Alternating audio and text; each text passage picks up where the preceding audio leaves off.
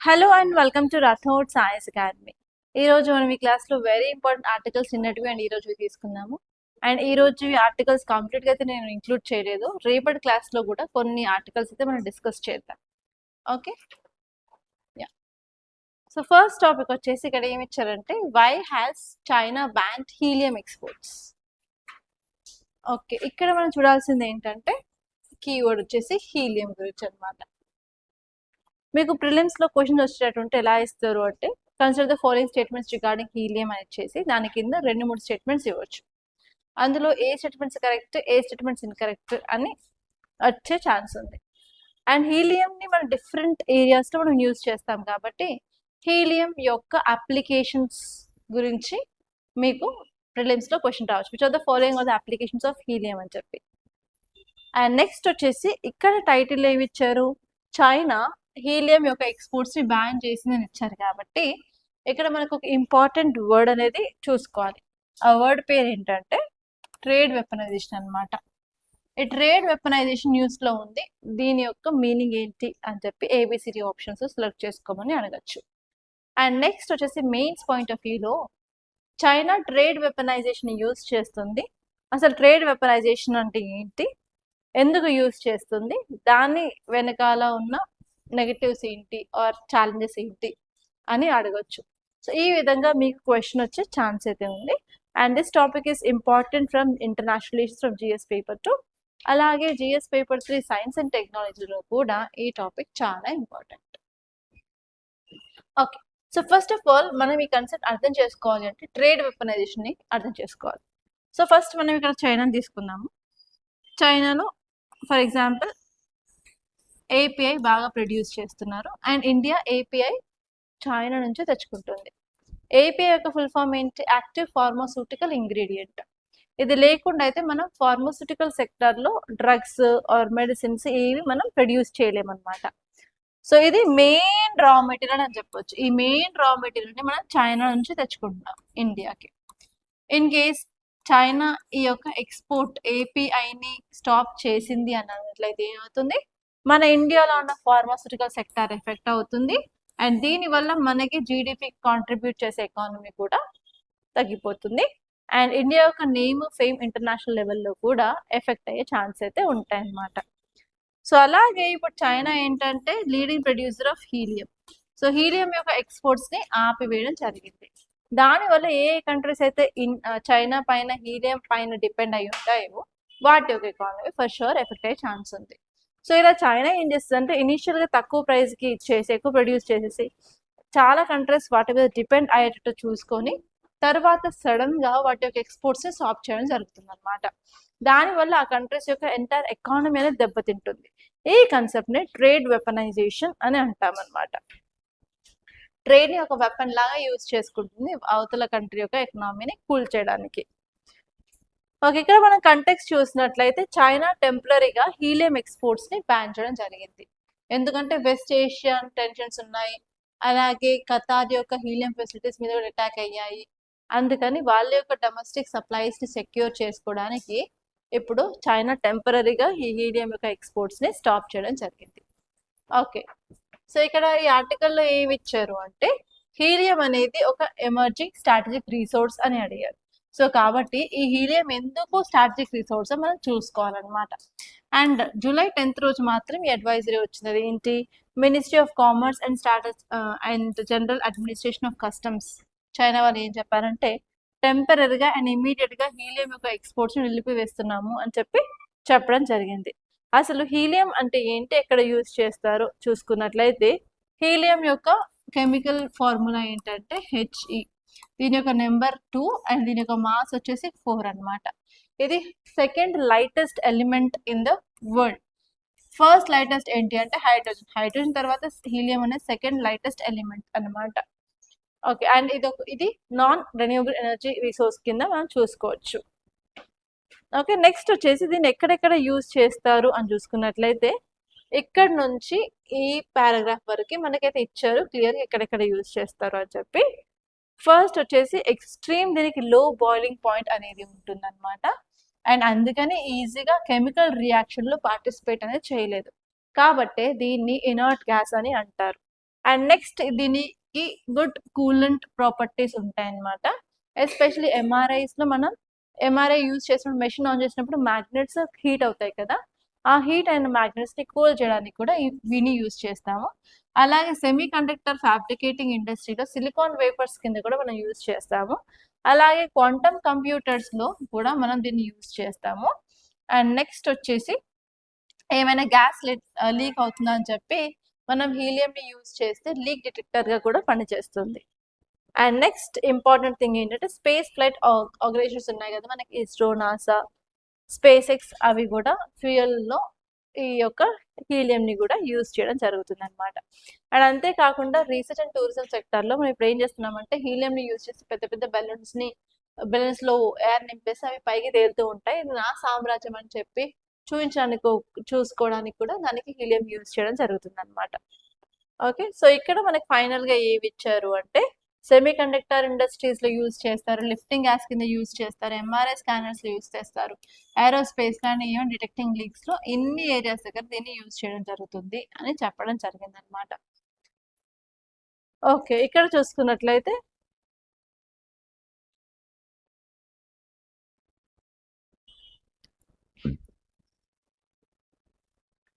అసలు హీలియం ఎందుకు strategic resource అని చూసుకున్నట్లయితే సెమీ కండక్టర్ ఇండస్ట్రీలో ఇది ఒక లైఫ్ లైన్ అని చెప్తున్నారు. ఇప్పుడు మనం everything electronics, AI, machine learning, super computers, everything కూడా మనకి సెమీ కండక్టర్స్ అనేవి చాలా ఇంపార్టెంట్. అండ్ అక్కడ ఎస్పెషల్ లిథియోగ్రఫీలో, ప్లాస్మా ఎచింగ్లో, ప్రొటెక్షన్, అట్మాస్ఫియరిక్ లేయర్ డిపాజిషన్, అన్ని ఏరియాస్లో మనం ఈ యొక్క హీలియంని యూజ్ చేయడం జరుగుతుంది. అండ్ అంతేకాకుండా క్వాంటమ్ కంప్యూటింగ్ ఆర్కిటెక్చర్లో కూడా మనం క్యూబిట్స్ని స్టెబిలైజ్ చేయాలి అండ్ మెయింటైన్ చేయాలన్నా కూడా we need helium. And next వచ్చేసి ఏరోస్పేస్ ఫ్యూయల్ ట్యాంక్స్లో కూడా మనం ఈ యొక్క హీలియంని యూజ్ చేయడం జరుగుతుంది.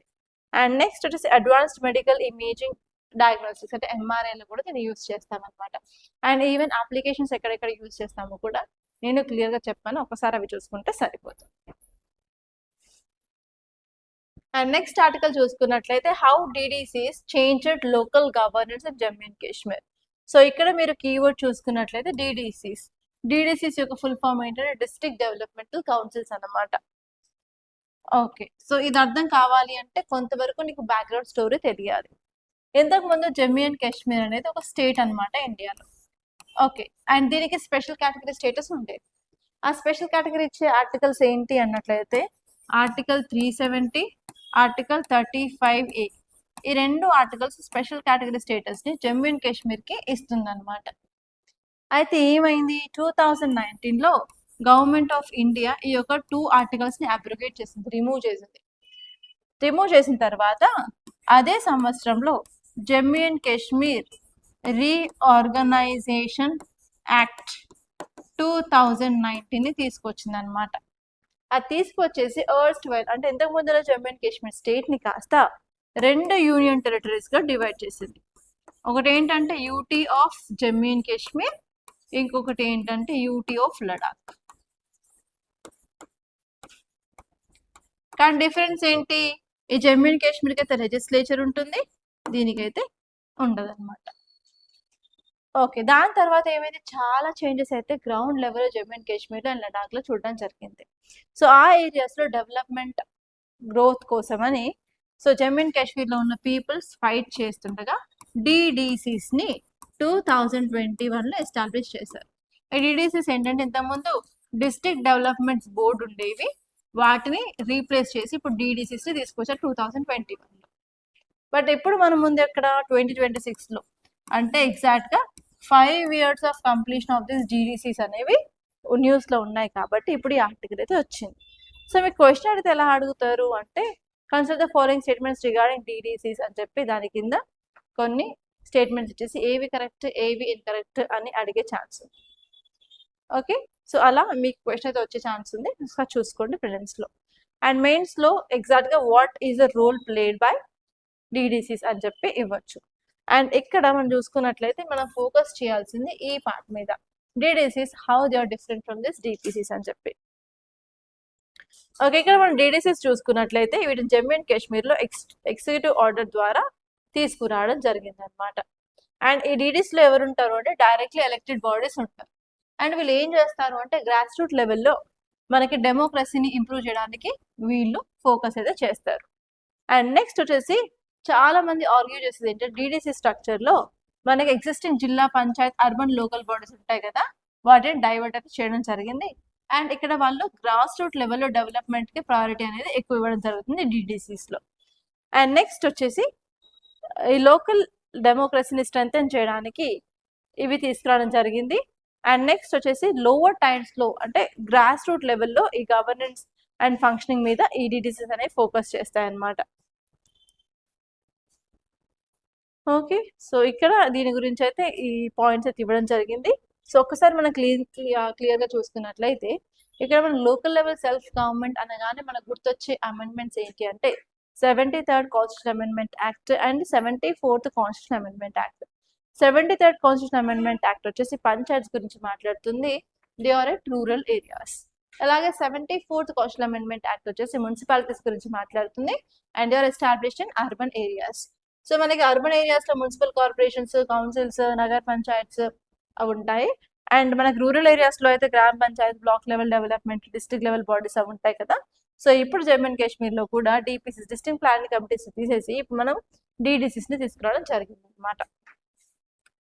ఓకే, సో ఇక్కడ మనం ఈ ఆర్టికల్ని చూసుకున్నట్లయితే జమ్మూ అండ్ కాశ్మీర్ అడ్మినిస్ట్రేషన్ ఏం చేసింది అంటే జమ్మూ అండ్ కాశ్మీర్ పంచాయత్ రూల్స్ ఏవైతే ఉన్నాయో 1996లో తీసుకొచ్చినవి వాటిని చేంజ్ చేసేసి అక్కడ ఎలక్టెడ్ డిస్ట్రిక్ట్ డెవలప్మెంట్ కౌన్సిల్స్ని తీసుకురావడం జరిగింది అనమాట.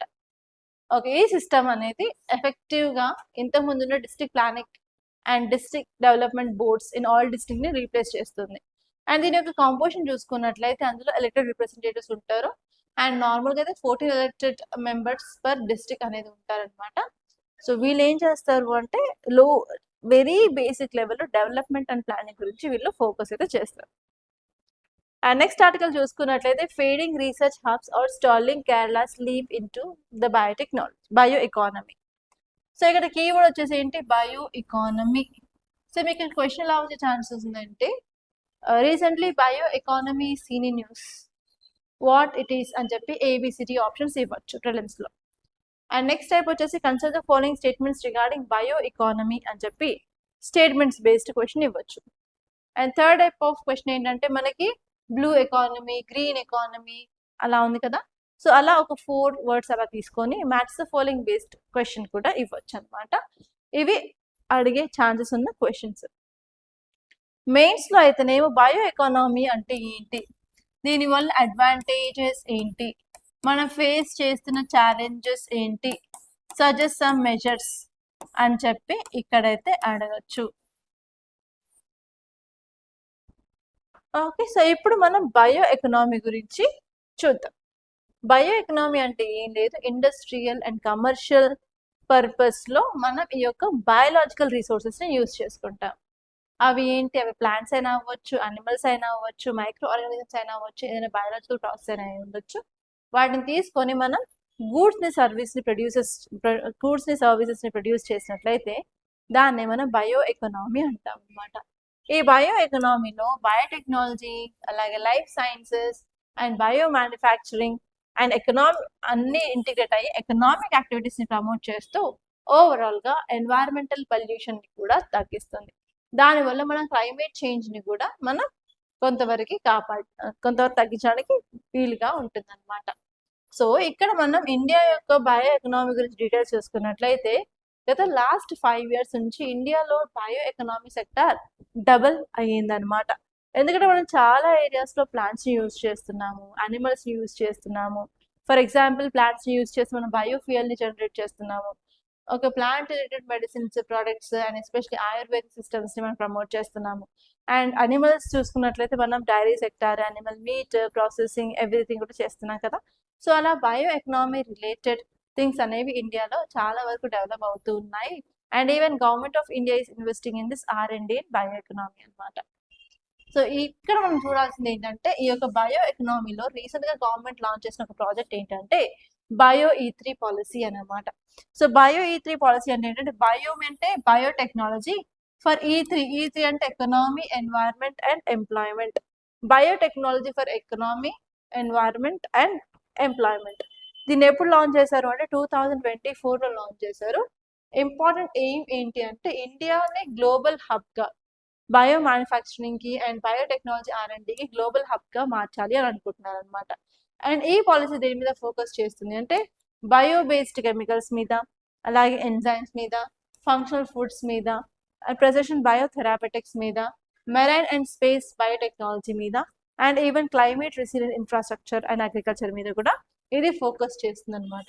ఓవరాల్గా universities, research institutions, startups, industries అన్నిటిని కొలాబరేట్ చేస్తూ ఈ యొక్క పాలసీని ప్రమోట్ చేయడం జరుగుతుంది అనమాట. అండ్ రీసెంట్గా Assam is the first state to adopt bio E3 policy. So ఇప్పుడు మిగతా స్టేట్స్ కూడా ఒక స్టేట్ ఇంప్లిమెంట్ చేసినట్టే మిగతా స్టేట్స్ మీద కూడా ప్రెషర్ ఇంక్రీజ్ అవుతుంది. మిగతా స్టేట్స్ అన్ని కూడా ఇంప్లిమెంట్ చేసినట్లయితే ఓవరాల్గా మన యొక్క కంట్రీలో ఎన్వైరన్మెంట్ రిలేటెడ్ పొల్యూషన్ తగ్గే ఛాన్స్ ఉంటుంది. క్లైమేట్ రెసిలియంట్ రిలేటెడ్ థింగ్స్ని మనం డెవలప్ చేయొచ్చు. And India will become a lesson for the world అనమాట related to how to fight against environment. Okay, next article చూసుకున్నట్లయితే టైటిల్ ఏం చెప్తుంది అంటే retail inflation climbs past RBI target to 4.4%. So ఈ topic అనేది చాలా ఇంపార్టెంట్. ఓకే, ఎందుకంటే మనకి ఎకనామీలో GS పేపర్ 3 ఎకనామీలో మనకు ఒక చాప్టర్ ఉంటుంది ఇన్ఫ్లేషన్ అని చెప్పి. ఇన్ఫ్లేషన్ తెలుగులో ద్రవ్యోల్బణం అంటారు. Okay, first of all inflation అంటే ఏంటి? మన మార్కెట్లో గూడ్స్ అండ్ సర్వీసెస్ యొక్క ప్రైస్ అనేది ఇంక్రీజ్ అవుతే దాన్ని మనం ఇన్ఫ్లేషన్ అని అంటాం కదా. ఓకే, మనకి నార్మల్గా ఇన్ఫ్లేషన్లో ఎన్ని రకాలు ఉంటుంది? హోల్సేల్ ప్రైస్ ఇన్ఫ్లేషన్ ఉంటుంది, రీటైల్ ప్రైస్ ఇన్ఫ్లేషన్ ఉంటుంది.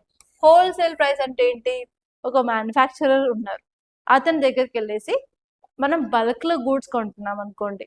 సో ఆ మ్యానుఫ్యాక్చరర్ లెవెల్ దగ్గర మనకి ప్రైస్ రైజ్ అయ్యింది అన్నట్లయితే, ఫర్ ఎగ్జాంపుల్ నేను శారీస్ అమ్ముతున్నాను. సో ఇంతకుముందు నేను శారీస్ తెచ్చుకున్నప్పుడు జస్ట్ 1 శారీ అరౌండ్ 500 రూపీస్ ఉంటుంది, అది బల్క్లో.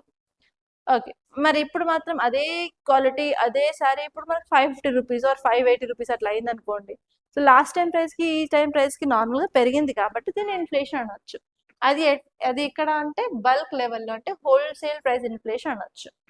ఓకే, నెక్స్ట్ వచ్చేసి రీటైల్ ప్రైస్. రీటైల్ ప్రైస్ అంటే ఏంటి?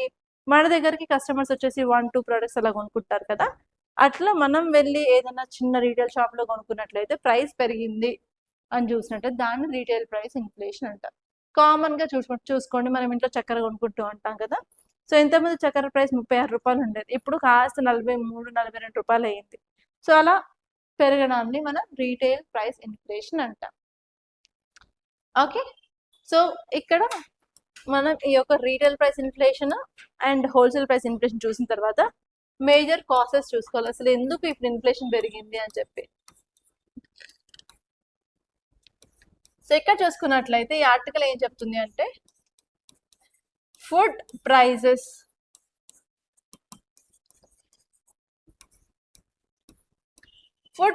ఇంక్రీజ్ అయ్యాయి అని చెప్పి ఈ ఆర్టికల్ చెప్తుంది అనమాట. అసలు ఫుడ్ ప్రైసెస్ ఎందుకు ఇంక్రీజ్ అయ్యాయి? ఇప్పుడు మనకి వెస్ట్ ఏషియా క్రైసిస్ నడుస్తూ ఉంది, మళ్ళీ ఇంతకుముందు పాకిస్తాన్ బ్రోకర్ చేసిన సీజ్ ఫైర్ అగ్రిమెంట్ కూడా బ్రేక్ అయిపోయింది. మళ్ళీ ఇరాన్ US పైన ట్యాక్స్, US ఇరాన్ పైన ట్యాక్స్ స్టార్ట్ చేశాయి. సో దానివల్ల ఏంటంటే ఇమ్మీడియట్గా ఆయిల్ ప్రైస్ అనేది విపరీతంగా పెరిగింది. ఆయిల్ ప్రైస్ పెరగగానే ఏమవుతుంది? ఓవరాల్గా ట్రాన్స్పోర్టేషన్ కాస్ట్ పెరుగుతుంది. దానివల్ల ఓవరాల్గా ఫుడ్ ప్రైస్ అనేవి మార్కెట్లో పెరగడం జరుగుతుంది. So it is one important cause అన్నట్టు చెప్పారు. అండ్ ఈసారి ఏమైందంటే మన అగ్రికల్చర్లో మంచి గ్రోత్ ఉండాలి, అగ్రికల్చర్ ప్రొడ్యూస్ ఉండాలి అంటే ఏంటి? మనకి కంపల్సరీ వాటర్ అవైలబిలిటీ ఉండాలి. ఈసారి రెయిన్ఫాల్ చూసుకున్నట్లయితే జూన్లో కూడా డెఫిసిట్ రెయిన్ఫాల్ అన్నారు, అండ్ జూలైలో కూడా 40% ఆఫ్ మాన్సూన్ డెఫిసిట్ ఉంది అన్నారు. ఓవరాల్గా మనం ఎక్స్పెక్ట్ చేసిన కంటే తక్కువ రెయిన్ఫాల్ ఉండడం వల్ల ఏమవుతుంది? మనకి రివర్స్లో ఉన్న వాటర్, డ్యామ్స్లో ఉన్న వాటర్ లెవెల్ తగ్గిపోతూ ఉంటాయి. అండ్ మనం పంట పొలాలకి కావాల్సిన వాటర్ కూడా మనం ప్రొవైడ్ చేయలేము. అండ్ మోస్ట్లీ మన ఇండియాలోని అగ్రికల్చర్ వచ్చేసి రెయిన్ఫాల్ డిపెండెంట్ అగ్రికల్చర్ ఉంటుంది. సో వాటికి ఇనఫ్గా కావాల్సిన రెయిన్ఫాల్ ఆర్ వాటర్ అనేది దొరకదు. సో ఓవరాల్గా ఏమవుతుందంటే అగ్రికల్చర్ ప్రొడ్యూస్ తగ్గుతుంది. దానివల్ల ఏమవుతుంది? ఆబ్వియస్లీ మన మార్కెట్లో ఉన్న సప్లై ఆఫ్ గూడ్స్ తగ్గుతుంది. దానివల్ల ఏమవుతుంది? ఇంక్రీజ్ ఇన్ ద ప్రైస్ అనమాట. సో ఇక్కడ ఈ 2 రీజన్స్ అయితే చెప్పారు. ఆ 2 రీజన్స్ ఏంటంటే ఫస్ట్ వచ్చేసి వెస్ట్ ఏషియాలోని క్రైసిస్ వల్ల ఫ్యూయల్ ప్రైసెస్ పెరిగాయి, దానివల్ల అన్నారు. అండ్ నెక్స్ట్ వచ్చేసి వీకర్ మాన్సూన్ దిస్ టైం. దానివల్ల ఈసారి చాలా ఎక్కువగా ఉంది. అండ్ ఈసారి రికార్డ్ చేసిన రీటైల్ ప్రైస్ ఇన్ఫ్లేషన్ ఎంత ఉంది అంటే 4.4%. ఇది గత సంవత్సరంన్నరలో పోలిస్తున్నట్లయితే ఈ మంత్ చాలా ఎక్కువగా ఉంది అని చెప్పారు. లాస్ట్ టైం అయితే 3.9% ఉంది అని చెప్పి ఇక్కడ ఈ ఆర్టికల్లో ఇచ్చారనమాట. ఓకే, సో దాన్ని బట్టి మనకి ఏం అర్థమవుతుంది, మన ఇండియాలోని కన్స్యూమర్ ప్రైస్ ఇండెక్స్. ఓకే, ఇక్కడ ఇంకో కాన్సెప్ట్ చెప్పాలి, అదేంటంటే మనం రీటైల్ ప్రైస్ ఇన్ఫ్లేషన్ ని దేంట్లో మెజర్ చేస్తాము, సిపిఐ కన్స్యూమర్ ప్రైస్ ఇండెక్స్ లో మెజర్ చేస్తాము. అలాగే హోల్సేల్ ప్రైస్ ఇన్ఫ్లేషన్ ని మనం హోల్సేల్ ప్రైస్ ఇండెక్స్ లో మెజర్ చేస్తాం.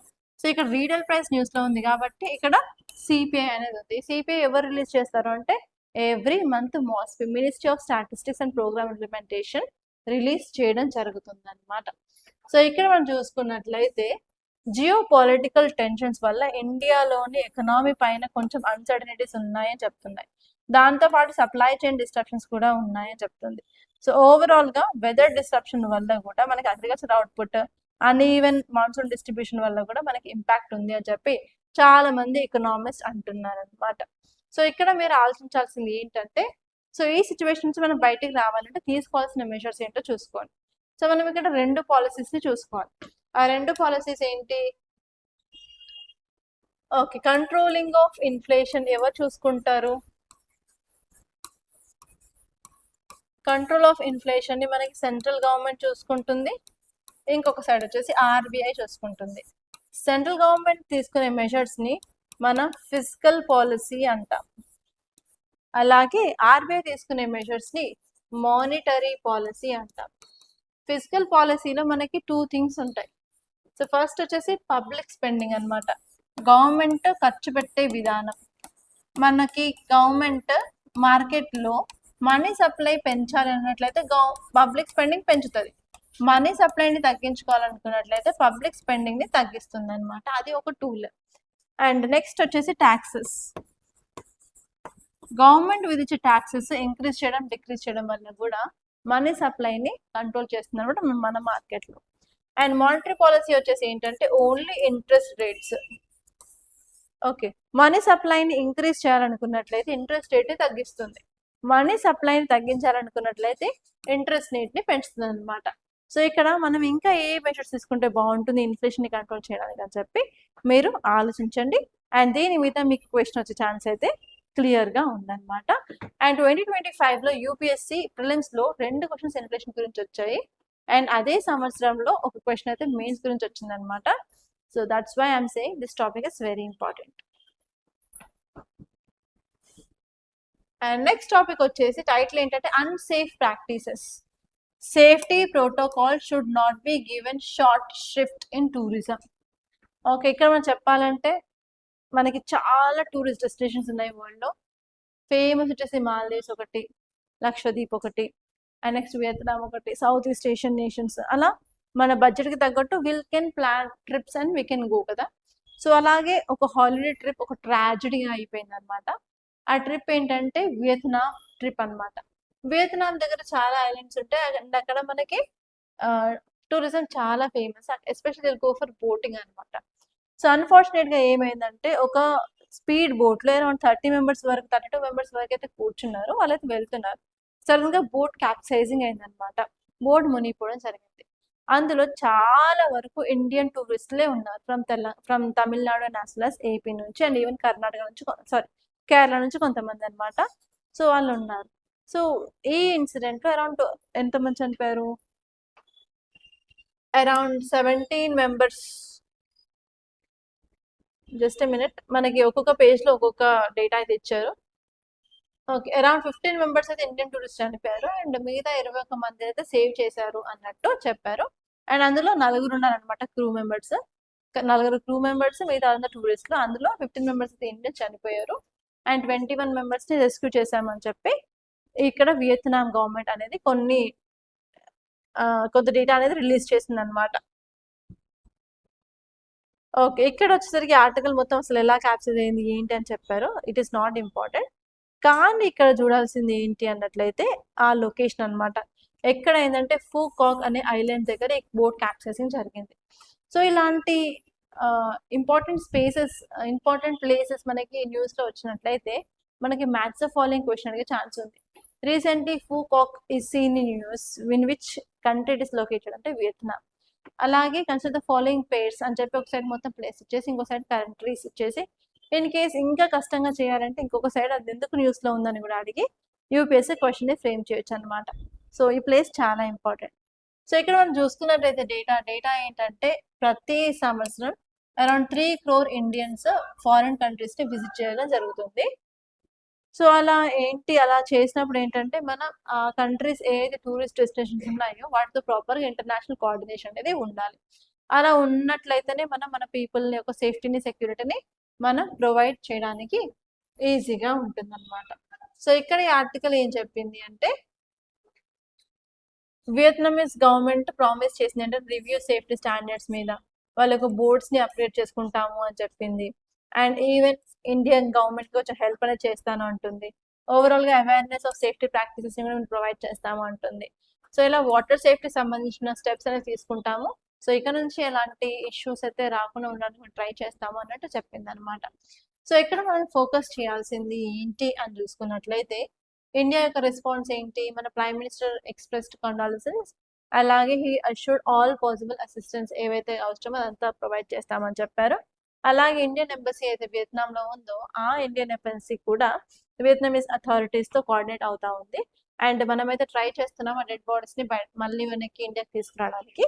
అలాగే వియత్నాం కూడా చెప్పింది ఏంటంటే మేము మ్యారిటైమ్ అండ్ అలాగే ఇన్లాండ్ వాటర్ సేఫ్టీని మేము ప్రొవైడ్ చేస్తాము, అలాగే అకౌంటబిలిటీని ఇంక్రీజ్ చేస్తాము, సేఫ్టీ స్టాండర్డ్స్ ఏవైతే ఉన్నాయో అవి ఇంక్రీజ్ చేస్తామని చెప్పింది. సో ఈసారి ఇండియాలో కూడా మనకి చాలా బోట్ మునిగిపోయిన టాపిక్స్ అయితే చదువుకున్నాం కాబట్టి ఈసారి డిజాస్టర్ మేనేజ్మెంట్లో ఈ యొక్క boat capsizing, maritime safety, inland water safety గురించి మీకు కేస్ స్టడీ అయినా రావచ్చు, or else like GS paper 3లో మీకు క్వశ్చన్ అయినా రావచ్చు అనమాట. Be careful. ఓకే, సో ఇక్కడ మనం కీ టేక్అవేస్ ఏంటి అని చూసుకున్నట్లయితే మ్యారిటైమ్ సేఫ్టీ రెగ్యులేషన్స్ని చాలా ఫాలో అవ్వాలి. అలాగే స్ట్రిక్ట్ ఎన్ఫోర్స్మెంట్ ఫర్ టూరిస్ట్ విజిట్స్ని కూడా మనం ఫోకస్ చేయాలి. అలాగే మన ఇండియన్ డిప్లొమాటిక్ మిషన్స్ని కూడా మనం అక్కడ ప్రాపర్గా వర్క్ అయ్యేటట్టు చూసుకోవాలి. అండ్ ఈవెన్ ఇంటర్నేషనల్ కోఆపరేషన్ కూడా చాలా అవసరం అని చెప్పారు. And disaster preparedness especially coastal టూరిజంలో చాలా ఇంపార్టెంట్ రోల్ ప్లే చేస్తుంది అని కూడా చెప్పడం జరిగింది. So that's all guys. By this I'm concluding. నేను నా బేబీకి బాగాలేక I didn't come to institute. That is a major reason. And ఈరోజు వచ్చేసి నాకు వచ్చేసింది అనమాట మా బేబీది కాస్త. సో దాట్స్ వై లైక్ ఇంకా 3 టాపిక్స్ ఉన్నా కూడా I'm not taking that in today's class. అది రేపు తీసుకుంటాను. And I wish you all the best guys. Thank you so much for watching. And మీరు ఇంతవరకు మన ఛానల్ సబ్స్క్రైబ్ చేసుకోకపోతే ప్లీజ్ టు సబ్స్క్రైబ్ గైస్.